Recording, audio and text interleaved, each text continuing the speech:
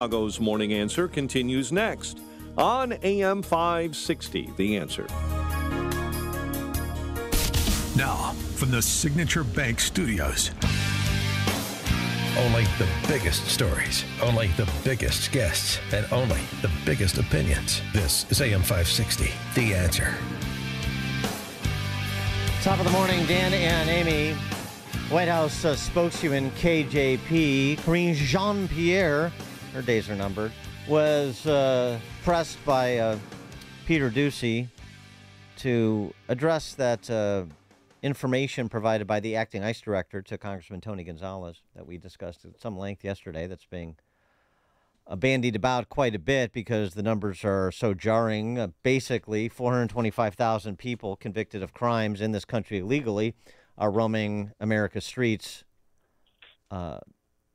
unencumbered. Supposedly ICE has some sort of track on them. The track just seems to be a record that they're here and they've been convicted of a crime. Another 200,000 plus who are charged with a crime in addition to being here illegally. So more than 600,000 people roaming our streets who shouldn't even be in this country, two-thirds of whom have been convicted of a crime, and the other third who are facing criminal charges. And this includes more than 13,000 convicted murderers, more than 15,000 persons convicted of sexual assault. Convicted, yeah.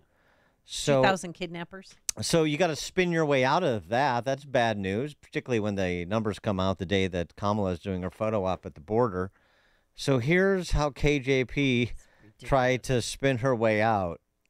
13,000 people who have been convicted of murder crossed the border illegally and are living among us.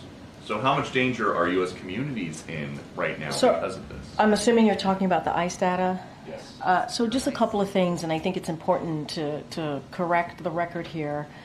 First of all, the false representation of the data ICE shared. So that was what we are seeing, false representation. I got to call that out. We got to call that out.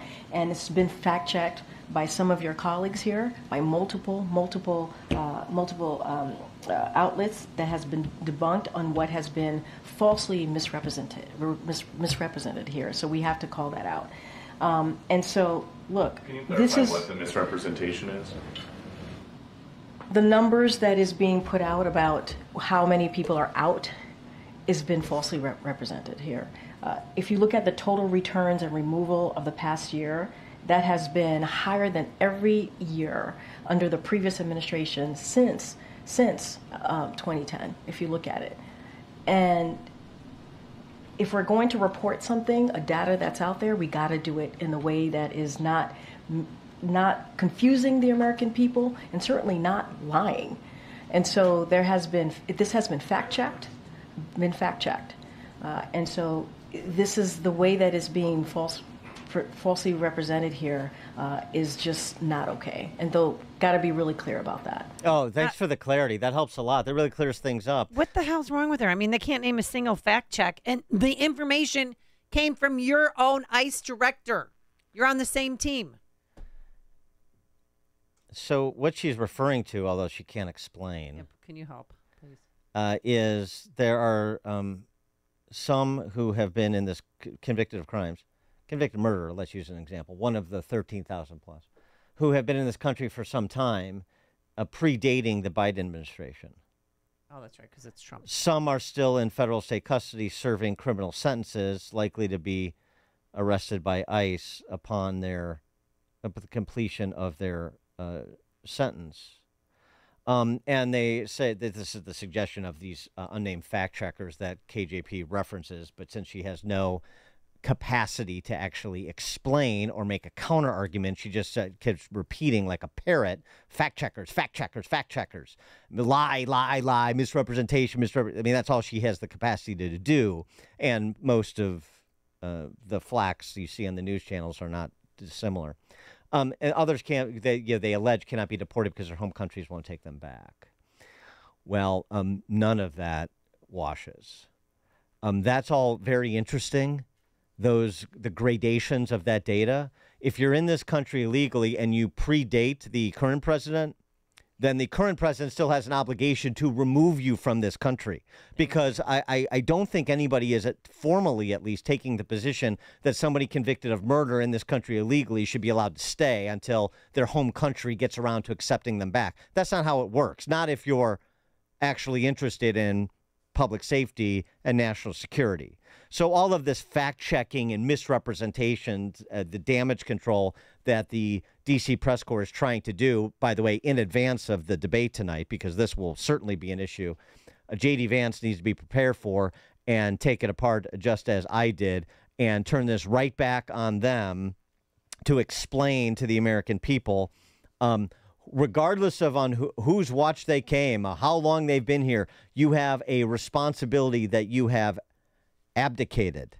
And this is the amount of evidence to support that claim is overwhelming, as you say, Amy, including from your own ICE director.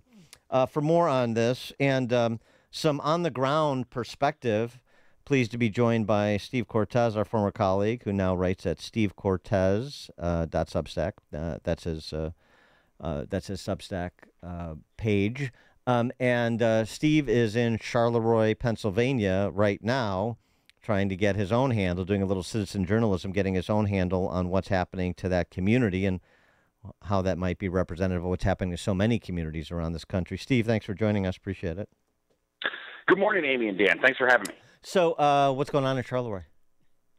Well, unfortunately, town is an hour south of Pittsburgh, small town USA, western Pennsylvania, the kind of place that you would see in a movie like All the Right Moves, that kind of town. Nice reference. Yeah, sure.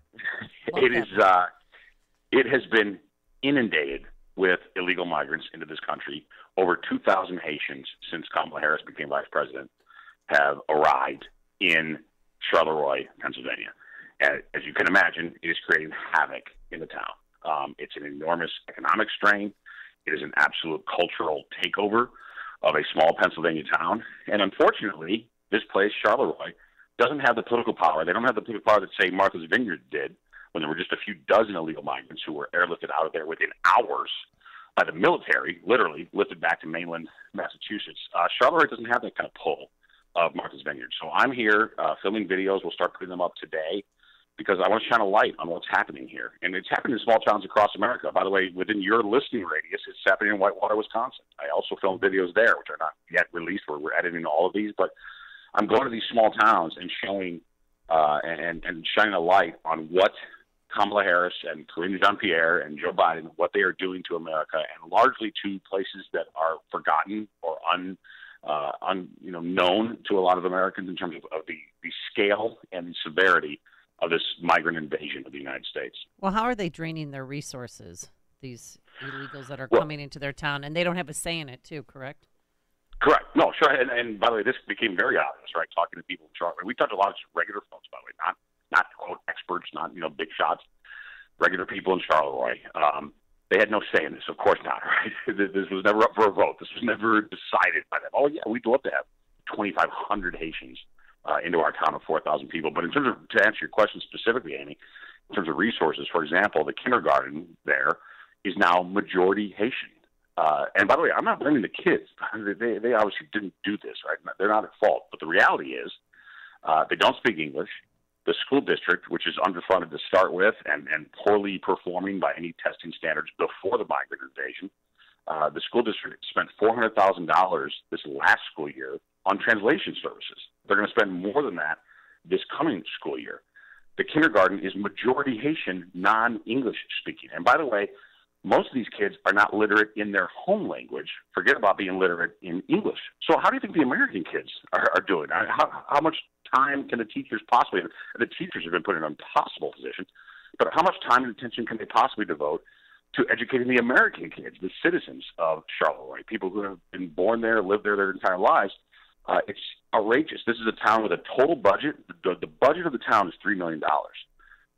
Has a couple policemen. This is not the kind of place that can handle this kind of influx, this suddenly, of migrants who are desperately poor, culturally totally different from the town. And again, to your point, uninvited This was not a decision Charleroi made. This was thrust upon them. Well, right, but they were invited by the federal government. They were invited by Biden-Harris because so many of them, perhaps all of them, are here legally under temporary protected status. And so this is where, I think a lot of people, myself included, are struggling to get answers.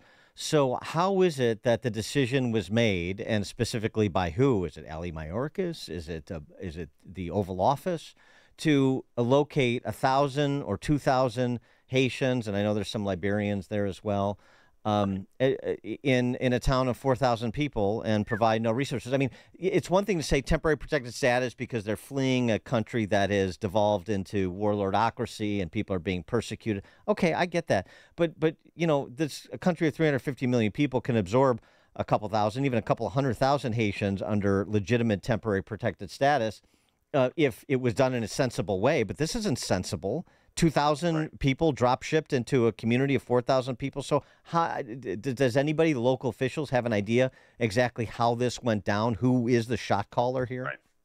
No, and we asked everyone. And the mayor of the town, again, we'll be putting this video up, the mayor of the town literally said, that's the $1,000,000 question. Nobody knows the answer. Nobody in Charleroi knows the answer. Like, why here? Why now? Why this suddenly? And by the way, too, this TPS status, let's make that clear. Number one, the T stands for temporary. It's been going on for decades. Right. Okay? Yes. There's nothing temporary about it. That temporary status can be revoked, and it should be if President Trump wins, okay, because it's ridiculous. It's become essentially a side door for illegal migrants into the United States. I won't quite say it's a back door because they are quasi-legal, at least for now. But this was never what TPS was intended for. It was supposed to be, okay, there's a natural disaster in your country. You were here legally in the United States, so you might be visiting or you might have a work visa. Something horrible happened in your home country. Well, we're not going to make you go back. That was the intent of TPS. What it in fact has become is just an absolute open door policy. As many Haitians and Nicaraguans and Venezuelans who want to come to the United States can come here. That's what Biden and Harris have turned TPS into. And it's a travesty, and it's ridiculous, and it makes no sense. And I hope that Trump wins and revokes it, and it's important. But to answer your question, I don't know, and they don't know in Charleroi, right? Like, why Charleroi? Why would you do this to a town? And again, the only answer I can come up with, and it's very cynical, but I think it's probably true, is Whitewater, Wisconsin, Charleroi, Pennsylvania. They don't have agency. They don't have power. They can't refuse it. And what are they going to do? Is I think essentially whoever directed them here, and I suspect it's actually NGOs, non-government organizations, more than actually Mayorkas or DHS or the White House. I suspect it's more the NGOs. But regardless of who did it, they clearly made a determination. These people, they might not like it, but what are they going to do about it? Well, I really believe that's the calculus. And the pressing question, since they are going to a lot of swing states, are they registered to vote? Have you asked any of the Haitians there? Well, the Haitians wouldn't talk to us, understandably, by the way. Most of them don't speak English, first of all, but even the ones who did, were not willing to go on camera and talk to us. But to answer your question about that, I'm actually not worried about that part of the equation. There's plenty of other worrisome things going on there. I mean, more than worrisome. It's terrible what's happening in this town. This town's being ruined. But I do not believe that they're voting no.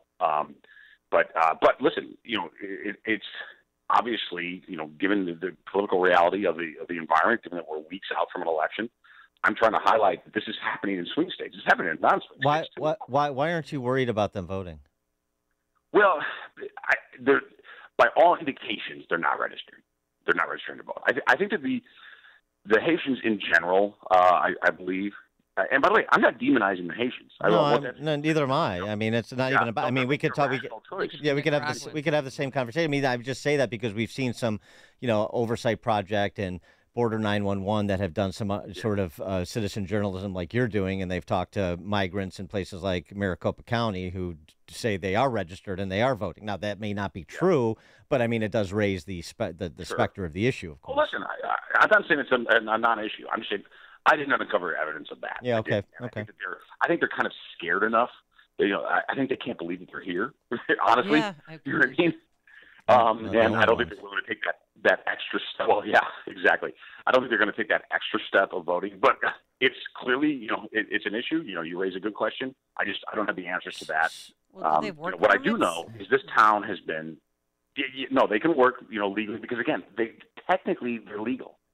in the United States, And right? so is that part of it too? I mean, in addition to talking about NGOs, should we be talking about I don't know, major employers in the area that are sponsoring them to work? Is this part of the conversation too? Is some manufacturer wants cheap labor, for example? 100%, Dan, and that's the thing. So, Charleroi is not an important town, but of course there's some important people there, right? Particularly people who want cheap labor. And that's the reality, is the ruling class in this country, the ruling class of American citizens, do benefit from this constant flow of, practically free labor. And by the way, one of the reasons that they're willing to work so cheaply, realize this, is because we're paying so many of their costs. And a lot of this goes through the NGOs. Yeah. But we're paying their rent. We're paying their phones. Okay. If your costs are paid for, you don't have to make $20 an hour. Right. You're willing to, sure, I'll take 10 an hour compared to Haiti. It's fantastic. Right. And that's the reality. And also, I've seen some reporting that, and we've heard from actual Charleroi residents, that the town, the original townspeople, pre the invitation for these migrants to resettle there, they're moving out. They're leaving. Right. Correct. So we interviewed somebody from the town council last night. He's lived there his entire life. And again, we'll be putting this up, online so folks can see it. But it was really sad. He got pretty emotional telling us that his entire block, everyone's moving, all for sale signs. And you can't blame them. I mean, do you want to stay? Right? Do you want to stay in a place where, if you have children or grandchildren, they're going to go to a school where most of the kids don't speak English? I mean, does that make sense? Right. But is crime up, and is their car insurance premiums, have they gone up because of accidents similar to what happened in Ohio? The driving issue is huge, and I heard this both in Whitewater and in Charleroi. The driving issue is really big. Number one, nobody knows how to get licenses. I asked the mayor. I said, "Well, how do I get licenses?" He said, "I don't know." He said, "What I've been told is if they go to the DMV and they show just literally a piece of paper showing that they had a driver's license in Haiti, they get driver's licenses. They drive terribly. This was true of the Nicaraguans in Whitewater and the Haitians in Charleroi. They don't know how to drive. They don't know how they're affording cars, by the way, because like house affordability is at a crisis in this country, but regardless, somehow they get cars. They crash like crazy, cause all kinds of problems, and uninsured. And then it's to the Americans to just deal with it. It's up to the town people to deal with the calamity of incredibly dangerous roads. So it's just, on all levels, it's horrible. Steve Cortes coming to us from Charleroi, Pennsylvania. Steve, we look forward to your posts documenting all the things that you've been discussing. Very interesting. I can follow Steve at Steve Cortes. That's his Substack, Steve Cortes, Substack.com. Steve, thanks as always. Appreciate it. You bet. Thanks, guys. Appreciate it. Thank you. And he joined us on our turnkey.pro answer line. Before you see it on TV, share it on Facebook, or read about it in the paper, hear it here first. This is Chicago's Morning Answer on AM 560. The Answer. From breaking news and weather across the country to insight from the brightest minds in conservative opinion, it's Salem News Channel, home to